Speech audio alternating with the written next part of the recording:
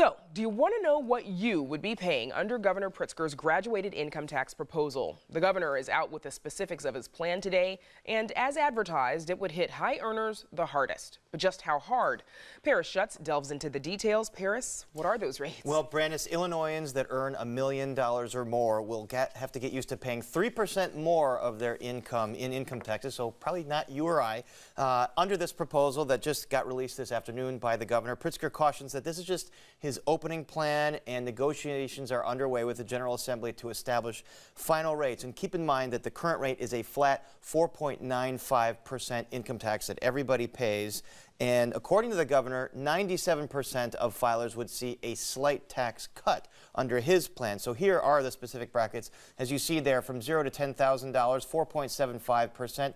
$10,000 to $100,000, 4.9%, $100,000 to $250,000, 4.95%, and then it jumps up from there, $250,000 to $500,000, 7.75%, $500,000 to $1 million, 7.85%, and then over $1 million, 7.95%. Also, those that earn more than $1 million, they have to pay that 7.95% on all of their income, not just income over $1 million. And in addition, the corporate rate would rise from 7% to 7.95%. Now, Pritzker says he is expecting the state to take in $3.4 billion in additional revenue through this system, and says it will provide stability for skittish business owners. The most important thing that we're accomplishing is stabilizing the finances of the state. We cannot go longer in the state with a budget situation that doesn't actually pay the bills, that doesn't pay down the backlog, that doesn't approach paying off the pension liability as it is today. We have to address these things. That's the most important thing. The question is, and this is the question you should ask opponents, the question is, are you going to do it in a way that's fair to working families? Or are you going to do it in a way that's reduces the tax burden on working families and asks those who are most able to step up to the plate and pay? That's what this system does. In Paris, how is this plan being met? We may not be surprised to know that Republicans universally are condemning this plan, saying it will further exacerbate outmigration from the state and it will hit businesses really hard. And remember, the General Assembly will have to vote on this to put a referendum on the ballot in 2020. Then a supermajority of voters in Illinois will have to vote to approve changing the Constitution to allow for this graduated income tax rate. So the libertarian think tank Illinois Policy Institute says they fear that once that is done, future taxes could go up even more. Once you open up the Constitution to the possibility of a progressive income tax, you're essentially giving politicians a blank check to raise taxes on different groups of people one at a time.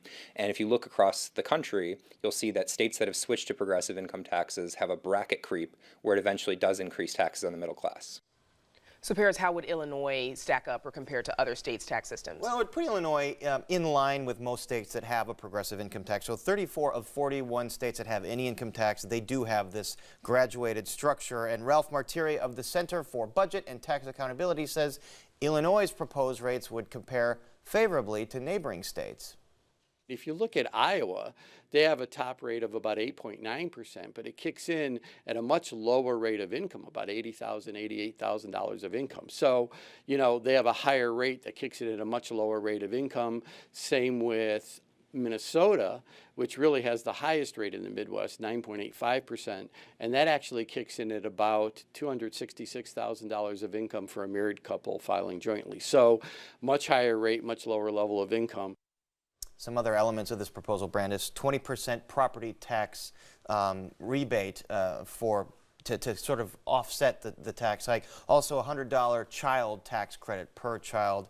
Now, the soonest this could take effect wouldn't be till very late 2020, early 2021. So in the interim, Pritzker has proposed things like marijuana revenue, gambling revenue, a tax on plastic bags, and a tax on health insurance plans to sort of get the state through its fiscal troubles until then. Long road ahead, a lot to watch, Paris. Thank you.